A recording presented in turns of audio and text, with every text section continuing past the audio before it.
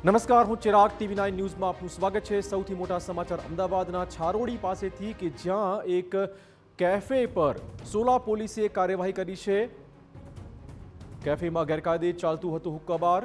Herbal ફ્લેવરના બદલે nicotine યુક્ત હુક્કા સામે આ કડક કાર્યવાહી। હુક્કા બાર સંચાલક મયંક ગોરબિયાળા અને રોહિત મહાવરની કરાઈ છે ધરપકડ। કેફેમાંથી 12 નંગ હુક્કા અને અન્ય સામગ્રી પણ કબજે કરાઈ હોવાના સમાચાર છે।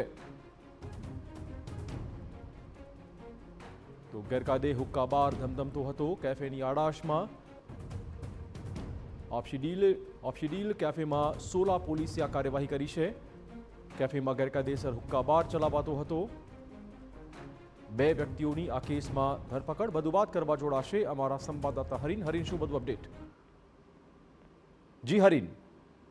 બિલકુલ, છારોડી વિસ્તારની આ ઘટના છે। છારોડી વિસ્તારમાં ઓપ્શિડિયલ કાફે આવેલું છે કે ત્યાં સોલા પોલીસે કાર્યવાહી કરી હતી અને જે કાફેમાં ગેરકાયદેસર રીતે હુક્કા બાર ચાલી રહ્યું હતું તેમાં 2 સંચાલકો છે તેમની ધરપકડ કરી છે। 12 જેટલા હુક્કા અને અન્ય સાધન સામગ્રી છે તે કબજે કરવામાં આવ્યા છે। હર્બલ ફ્લેવર ને બદલે આ લોકો છે નિકોટિન યુક્ત હુક્કા છે તે પીરસવામાં આવતા હતા અને બહારથી લોકો બોલાવી અને હુક્કા છે તે પીવડાવવામાં આવતા હતા। તેની માહિતીના આધારે સોલા પોલીસ દ્વારા કાર્યવાહી કરવામાં આવી છે અને હુક્કા બાર જે કાફેમાં ચાલતો હુક્કા બાર છે ત્યાં સીલ કરવામાં આવ્યું છે અને જે 2 સંચાલકો છે તેની ધરપકડ કરવામાં આવી છે। જી, ધન્યવાદ હરીન તમામ જાણકારી બદલ।